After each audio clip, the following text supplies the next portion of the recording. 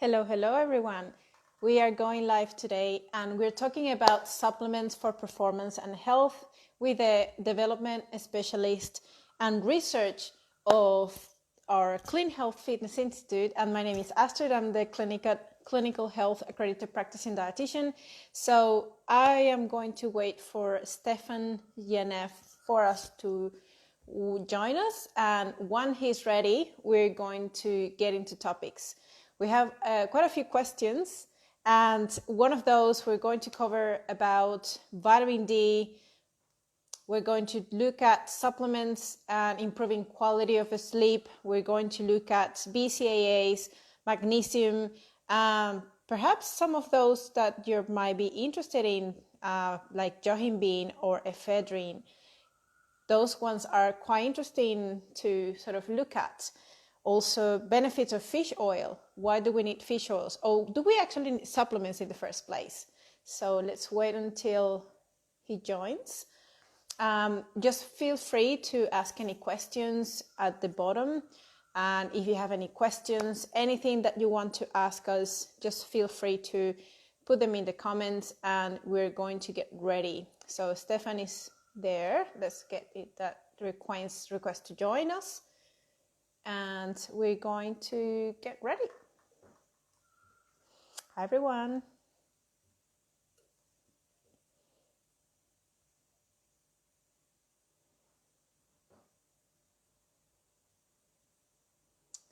Let's see.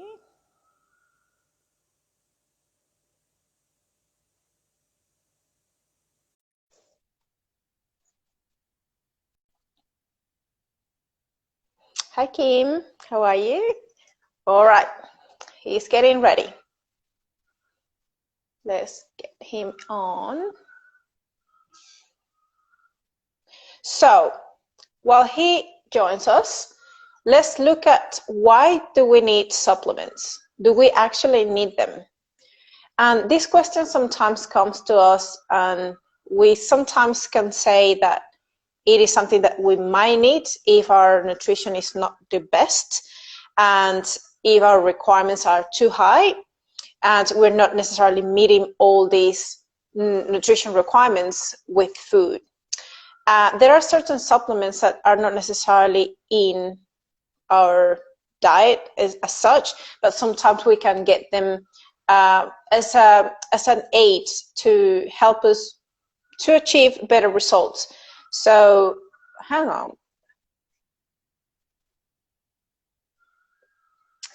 Let's see. We're having some troubles with Stefan joining us. Just give me 1 second.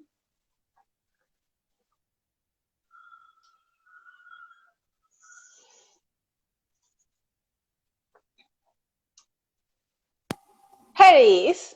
Hey, how are you? How are you? Sorry, I was having a bit of problems getting on. Yeah, that's all right. I was sort of making some time and talking a little bit about whether we actually need supplements or not. So I did a little bit of an introduction of it, but I think you can lead the way and sort of answer this question for us. Do we need supplements? Look, in some ways I would say yes, simply because, like, if you asked this question 50, 100 years ago, probably not.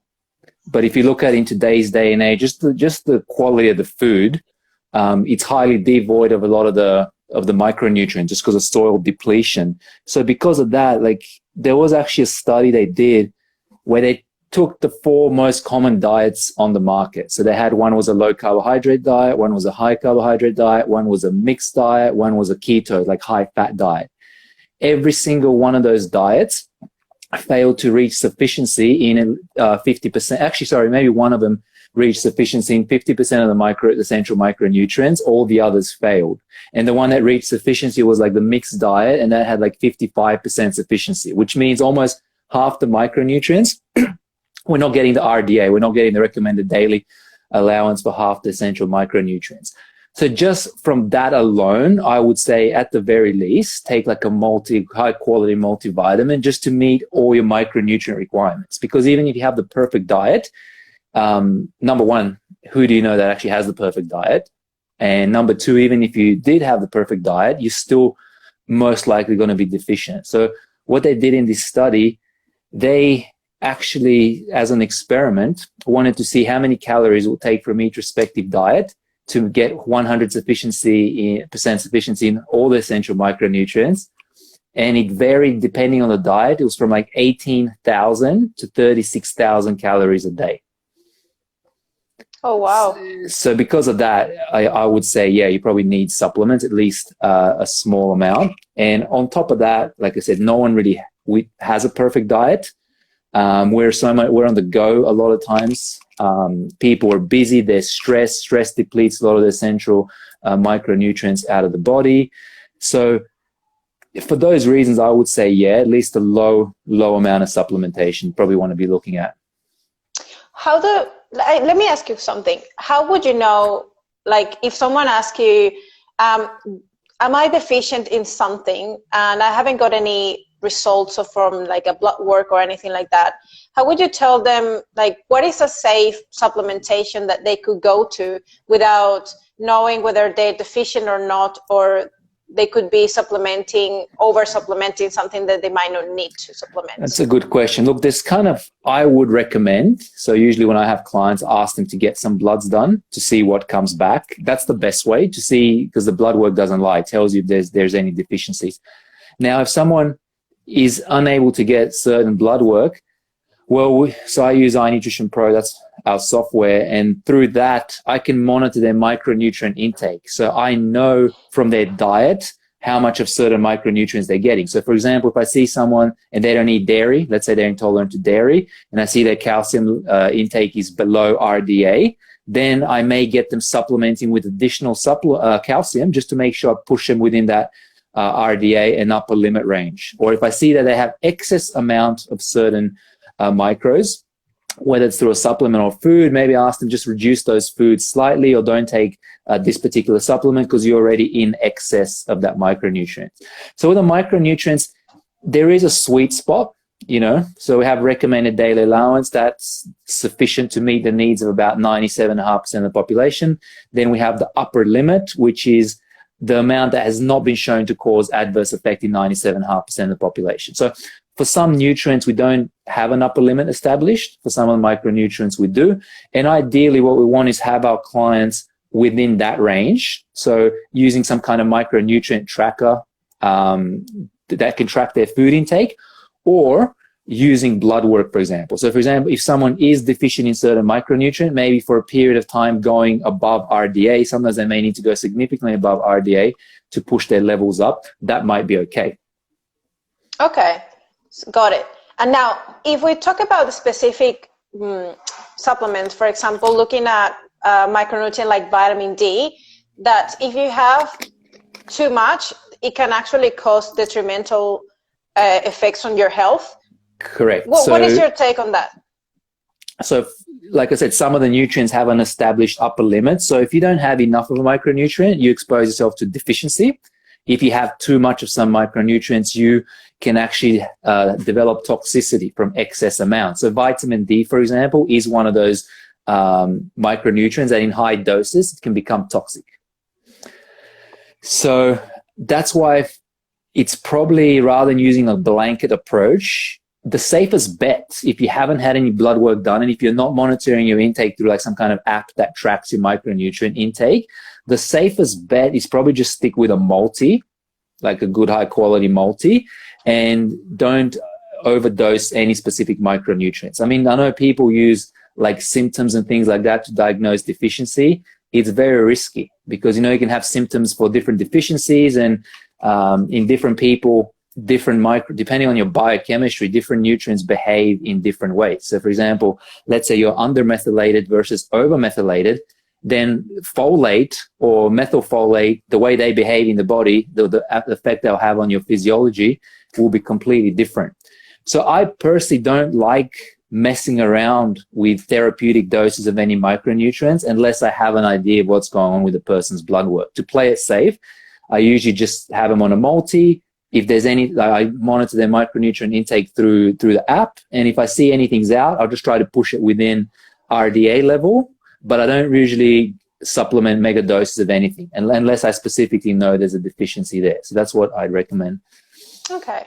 What about magnesium? Because people talk a lot about magnesium and say that it is actually, most of the times I hear people recommending to take magnesium. Why is that? And is it safe to have too much of it?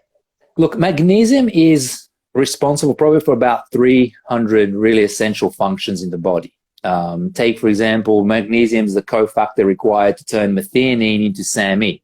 SAMe is the primary methyl donor in our body. Methylation, that process, takes place about 1 billion times per second in every cell in our body, to appreciate the magnitude of that. So magnesium it's a cofactor in a lot of different reactions in the body. So we do tend to stress depletes magnesium, sweating, so a lot of exercise, things like that depletes magnesium. Our foods tend to be largely, compared to 50, 100 years back, tend to be largely devoid of magnesium. So magnesium deficiency is fairly common.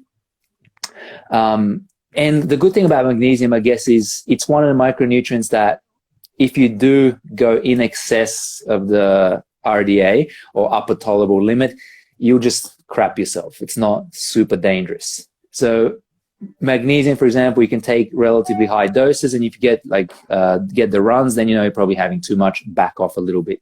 Or you can try taking different type of chelates, because you might get better availability or bioavailability, or you can even try topical magnesium. But magnesium is generally quite safe. There's other nutrients, though, that if you take too much of, like zinc, like vitamin D, folate, niacin, things like that, that could be detrimental if you take too much of them. So magnesium just happens to be one of those that is okay. And even if you get a little bit over, it's not going to be too problematic, but you can't say that for every micronutrient.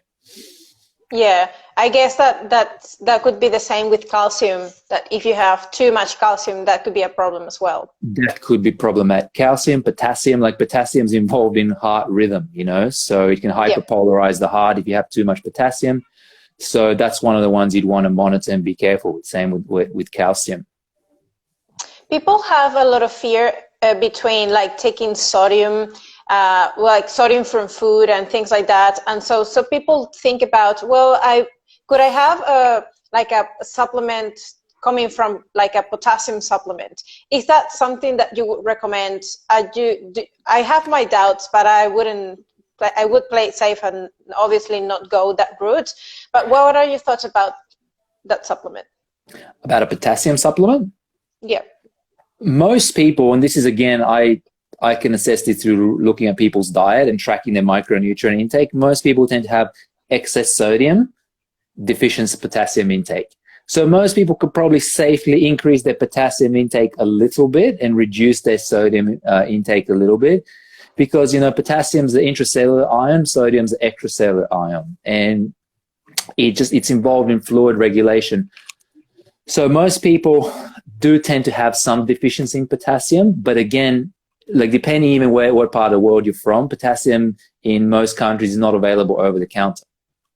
I think in the States you can get, I think in Germany you can get it over the counter, but in most places you can't even get potassium over the counter. But there's certain foods like bananas, for example, sweet potato, they tend to be high in potassium. So if you're not able to get potassium, just making sure you have some foods that have high potassium content and just moderating your sodium intake. You don't need to be extremely restrictive with sodium intake, because sodium is still plays important, has an important function in the body, but excess sodium to potassium ratio is not ideal either. Okay, got it. Now, let's talk a little bit about supplementation to improve sleep quality. And I've heard that there are quite a few there, like melatonin, 5-HTP, taking tryptophan. What are your thoughts around these supplements? Which one is more efficient for that? So I'm not a fan of tryptophan or 5-HTP. There's research showing that if you take those there, because they're both precursors to serotonin and melatonin, but right. Problem is taking those precursors has been shown then to deplete dopamine levels. Just like if you take tyrosine or L-DOPA, so precursors to dopamine, that's been shown to deplete serotonin level. Because what happens, there's an enzyme called MAOA enzyme. That enzyme deactivates dopamine or serotonin. It deactivates both of those neurochemicals. So if you start taking too much of the serotonin precursors, MAOA starts detoxifying more dopamine, so you can end up deficient, and vice versa. If you're taking too much of the dopamine precursors, you start breaking down more serotonin, you can become deficient. And problem is, once you create that imbalance, it's really hard to correct. You need to go to a lab, they need to run urine tests, track the levels of metabolites in your urine to know how much to give you to restore it. It's not an easy process to do. So I wouldn't recommend anyone take tyrosine or 5-HTP or tryptophan for any prolonged period of time. Melatonin, I mean, there seems to be a good amount of research supporting melatonin for helping sleep. Now, the problem with melatonin is I've also heard, and there's not a lot of research at this point to substantiate that, but quinoline pathway, I think it was called, I can't even remember exactly off the top of my head, but basically when we take tryptophan, it goes down one or two pathways, and one of them was the melatonin pathway, one was the quinoline pathway, or something called like that.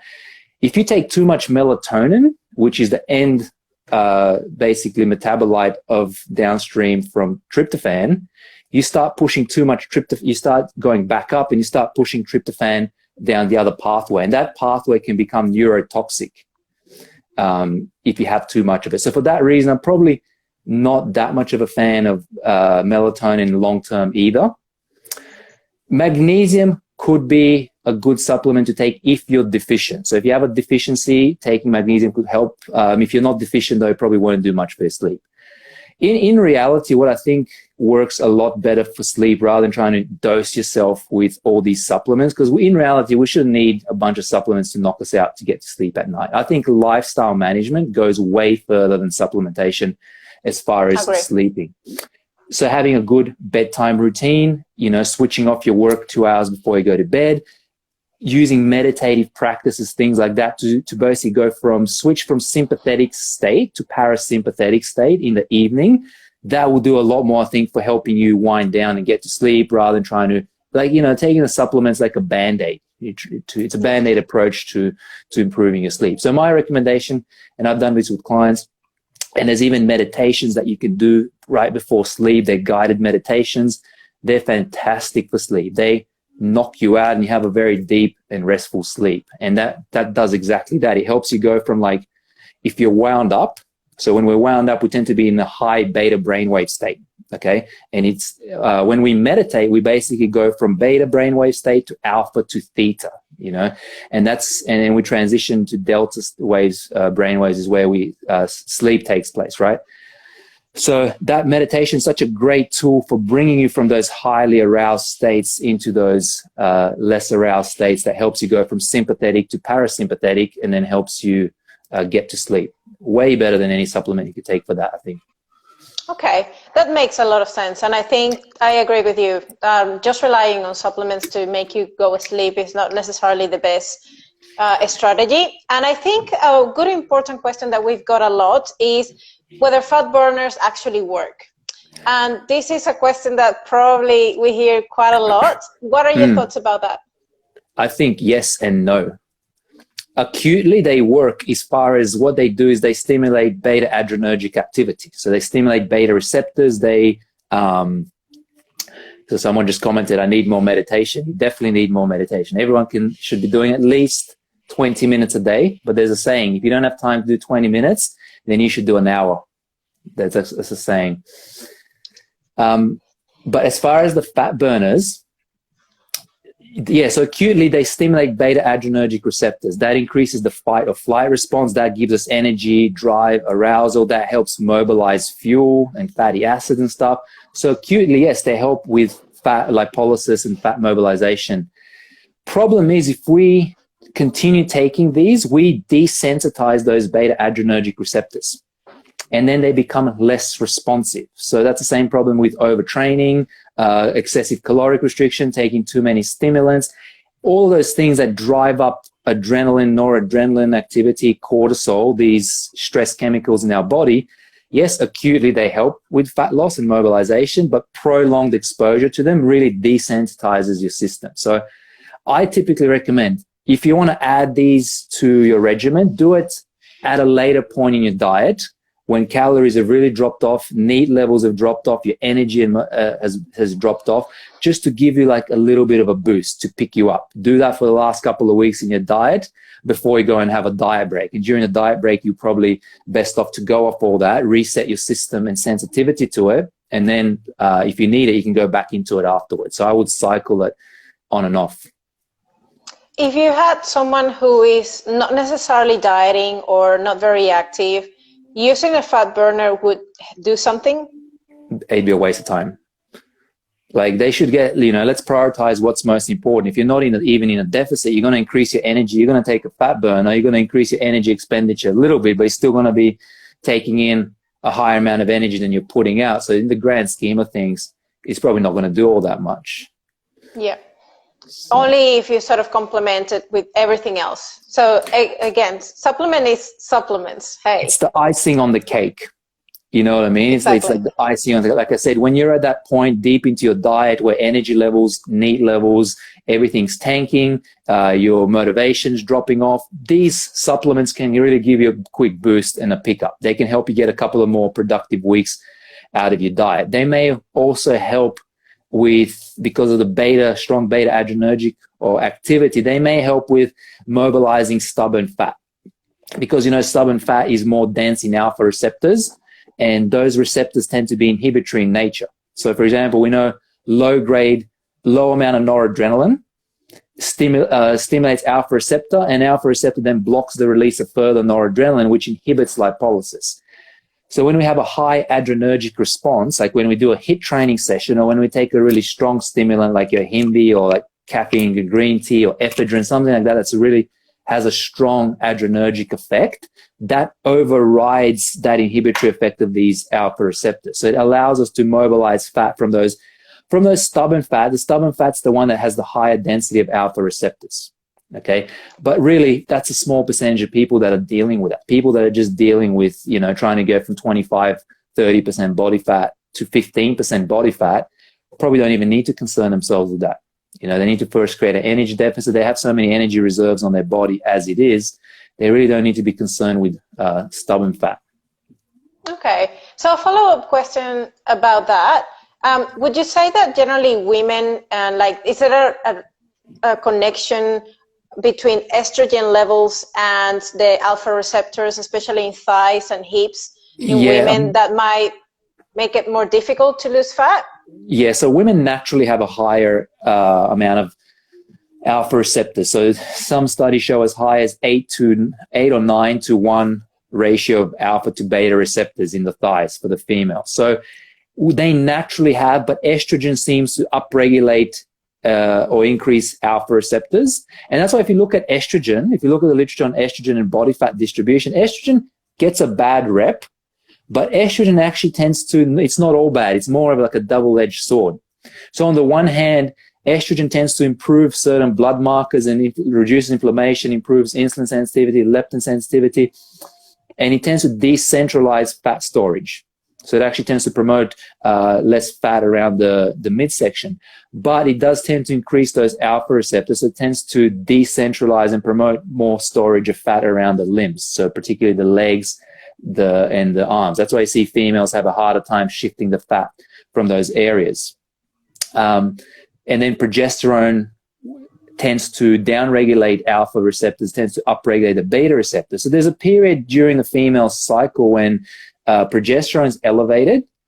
They're probably more primed for stubborn fat loss at that point in time, that 2 weeks during the luteal phase when they have the higher progesterone level. But regardless, females are still going to have higher density of alpha receptors in that region, whereas males tend to have higher density of alpha receptors around the umbilical region, around the midsection. That's why males generally tend to carry more of their fat, belly fat, around the midsection. But still, the male's belly fat is not as resistant as the female's thigh fat. Yeah. Okay, that's very interesting. And do you think in that case females that have a stubborn body fat in their thighs or hips would benefit from any of these supplements you're mentioning that stimulate these beta receptors? Yeah, so they probably would, like let's say before a bout of cardio, because when we perform traditional cardio, especially, we only get a very low-grade noradrenaline response, and that's not enough to overcome that lipolytic resistance of those alpha receptors. So we need a strong adrenergic response. That's why some people use the hybrid approach, where you perform a bout of HIIT, because that produces a very strong adrenergic response. But again, HIIT can burn you out. So taking these supplements is another way to jack up these catechols, get that strong adrenergic response, and then even just doing a moderate bout of or moderate intensity cardio can then help mobilize, because we've inhibited that inhibitory response in essence. We can then mobilize more of those stubborn fatty acids from those fat cells. Okay, so you should take them before training, or like when you wake up in the morning. So is timing important? Yeah, in this particular case, it would be. You would take 45 to 60 minutes before the workout, because you want to create that strong response. Then when you're doing the activity, your adrenaline, noradrenaline levels tend to reach higher levels. If you take them at other points, that still has a benefit in that it tends to upregulate beige adipocytes. So beige adipocytes are white, like also intermediate fat cells.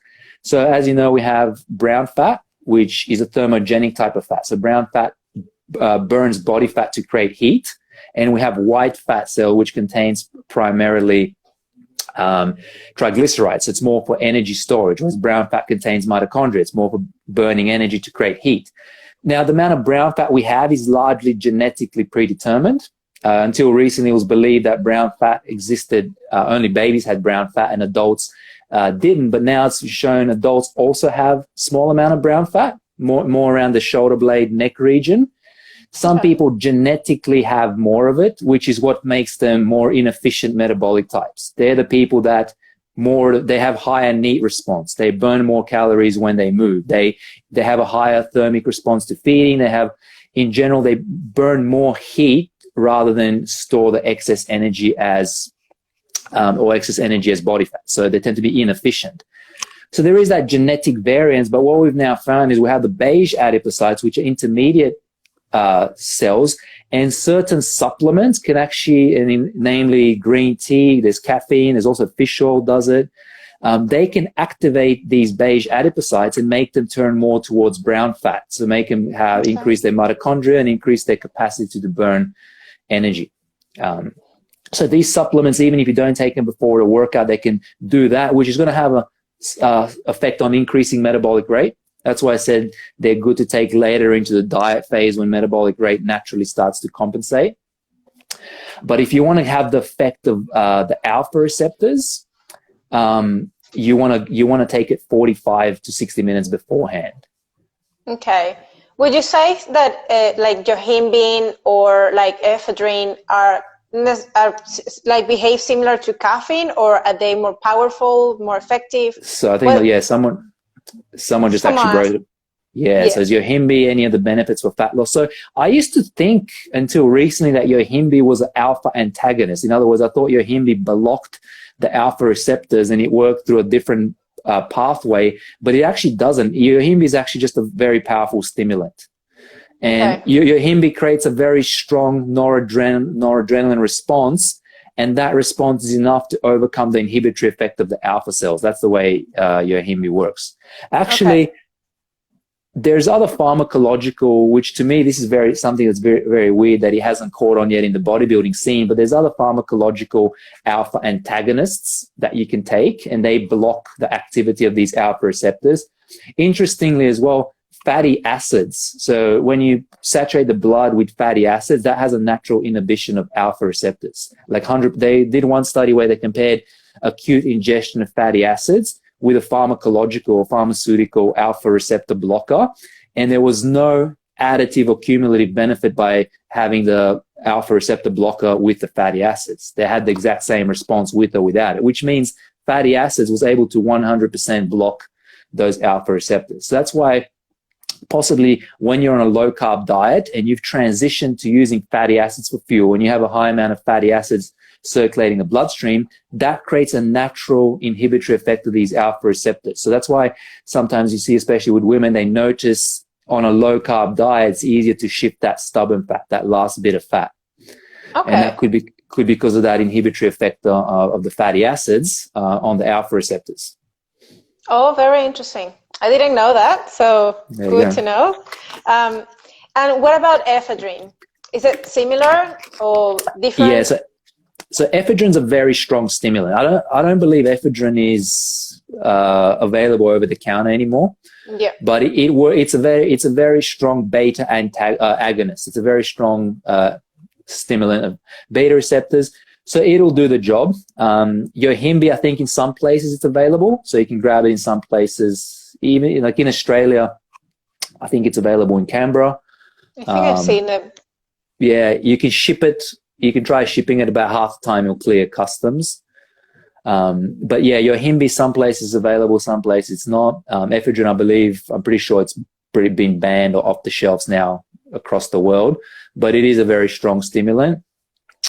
But then you can try, there's quite a few good actual fat burners that contain a strong amount of these stimulatory compounds like caffeine, green tea, sometimes small amounts of Yohimbe, and they get the job done. That's why I said I'm not completely adverse to these supplements. I don't believe they're bad. I think they get a bad rep in that, they don't do anything. They actually do.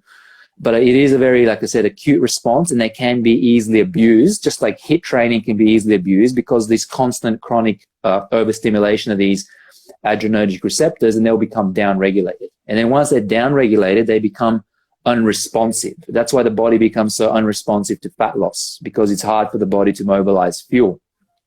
And that's why you have low energy. And when people talk about adrenal fatigue, for example, and they talk about it's like adrenal insufficiency and that you're not producing cortisol and adrenaline and those chemicals. Well, that's not actually what's happening. So adrenal fatigue does exist, but not in the way people usually describe it.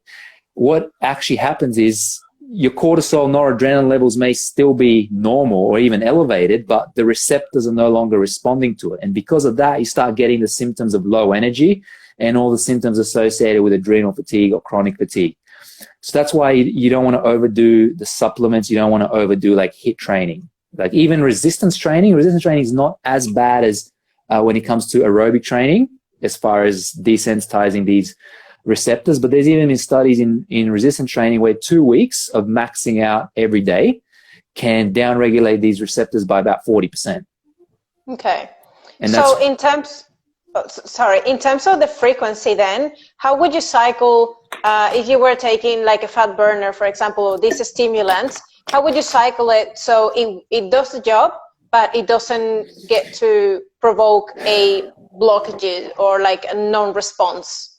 Well, with the strongest compounds like ephedrine and clenbuterol, for example, the typical recommendation is 2 weeks on and then at least 2 weeks off. There's also some compounds that I haven't really experimented much with, but there are some compounds that I think can naturally resensitize beta adrenergic receptors. But typically it takes about 2 to 4 weeks for the receptors to upregulate again. So after a couple of weeks, you probably want to back off for 2 to 4 weeks before you go back onto it to allow resensitization to take place. That's why I would usually do it. My recommendation is do it the last couple of weeks before you're planning a diet break, because during that diet break, you're going to take your calories up, you're going to lower your training volume, you're going to go off all these supplements, you're going to allow cortisol, adrenaline, noradrenaline, all these just chemicals to drop and allow the system to reset. And then you can basically go back to, a more modest caloric deficit, even as a modest training load, and your body starts responding again rather than just, digging yourself deeper into the hole. Okay. Is there any specific supplements you would, like fat burners that you would believe on that are in the market that you think are worth to give it a go? Oh, most of them are pretty decent. I've had quite a few of them. Which was the one I had last? That was hydroxycut, I think, one of the most oldest and popular. It's actually a good supplement. Check it out. It has quite a good couple of good ingredients. And I think the American hydroxycut had some Yohimbe in it as well. Yeah.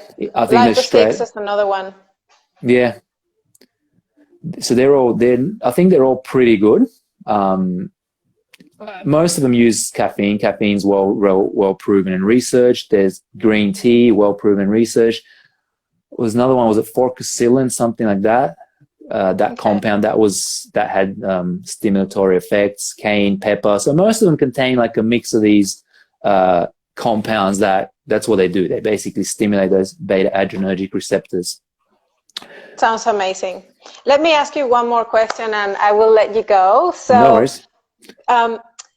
Do you think that BCAAs should be used before or after workout? Are they usually beneficial in some sense for certain people? What do you think about that? Okay. So if you've just had a meal, that anabolic response to that meal will persist for about 3 hours. So you've already triggered an increase in muscle protein synthesis. That signal will remain elevated for about 3 hours.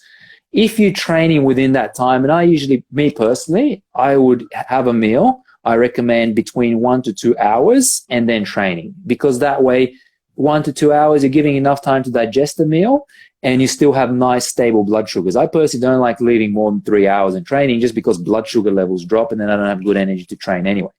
So if you're training within that 3 hour period, that signal for protein synthesis has already been sent. That signal once sent becomes refractory, which means you can't really send it again. So there's no benefit if you've had a meal to have the BCAAs before or during. After training, I mean, the amino acids in the blood remain elevated for 5-6 hours. Even though the anabolic response after about 3 hours drops off, the amino acids in the bloodstream are still elevated. So if you wanted, you could take some, if you're not ready for like a more substantial meal, you could take some BCAAs, wait 30 minutes to an hour, and then have a solid meal. So that's one option. Me personally, I tend to just have a solid meal, and then post-training, I have a whey protein shake with some carbs and maybe a small amount of fat. And then I'm still getting the same. I'm getting the full spectrum of amino acids, plus I'm getting some fat and carbs. So it's more like a solid meal. So that's another way you can do it. So they're not necessary in any way. They don't augment or enhance the anabolic response in any way whatsoever, just above whole food. It's more of a convenience thing. If someone is training first thing in the morning, I actually recommend essential amino, so not brand chains, but essential amino acids. Because if you train first thing in the morning, you basically have no amino acids in the bloodstream, and then you become more catabolic during your workout. Now, if you take just brand chain aminos before or during the workout, if you don't have the other, so brand chain aminos, they like send the signal to trigger or turn on muscle protein synthesis. But if you don't have the other amino acids there present in the bloodstream, like if you haven't had a meal within a few hours before that, that signal becomes short-circuited because there's no substrate. You need the other amino acids to act as a substrate. So if you're training first in the morning, there's no amino acids in the bloodstream, then you wouldn't want to take BCA. You'd want to take a full spectrum essential amino blend, either just before or while you're training, because then you're sending that signal to turn on protein synthesis, and then you have the substrate there available to deposit those amino acids into the cells. Awesome. Yeah. We've got a question here that you might be able to answer. Recently, I have started taking black coffee with extra virgin coconut oil, so bulletproof coffee. Feels good, but is it okay to use it daily? Is it effective? What do you think about bulletproof coffee? Look, I think, again, that's what the fat does. It literally slows down the metabolism of caffeine. So it may, because caffeine can be quite fast acting, and in some people can give them jitters, things like that. So the fat with it will slow down the metabolization of it, which might give you more of a stable response to that. But then again, it's extra calories you're taking in. So you got to factor in, how do you want to, spread out your daily calories? There's nothing wrong with it, but really, if you're on an energy deficit, do you really want to be wasting those calories putting oil in your coffee when you can be having whole foods as part of your meal that are more satiating, higher in fiber, and so forth, So that's kind of what you got to weigh up. If I was to have, me personally, if I was dieting, I'd rather spend those calories on nuts or avocado or something that's going to make me feel more satiated, rather than on oils. But if I'm in a maintenance phase, or I'm in a muscle building phase, I can use my calories sparingly. Then there's no problem at all with doing that, especially if it makes you feel better after the caffeine because it prolongs the energy, doesn't give you that jitters or a crash. I don't see anything wrong with it then. Awesome. Well, we've got the last question. And essential amino acids instead of fat burners first thing in the morning, or can we stack? What's the goal? What is it? Are we doing a resistance training workout? Or are we doing a cardio workout? What are we aiming to? Because why do we do resistance training? We do resistance training most for the purpose of building or maintaining muscle. If that's the case, I would go for the amino acids. If also the fat burn or the stimulant helps give it a little bit of drive in the morning, you can take it. But I would opt more for the essential aminos. Now, if you're going to be doing a cardio workout with the intent of burning fat, then you probably want to take the fat burner because that's going to help you mobilize those stubborn fatty acids. So it depends on the type of workout. Okay, awesome. Well, Stefan, thank you so much for joining us. And my pleasure. You've been amazing, all amazing questions, very interesting. I learned a ton. So I guess a lot of people will be benefit from those questions as well. Hopefully they enjoyed it, yeah. So, well, I hope to see you soon. I think hopefully we can get this on an ongoing basis soon. Definitely. Thank you. See ya. Bye-bye. Have a good one.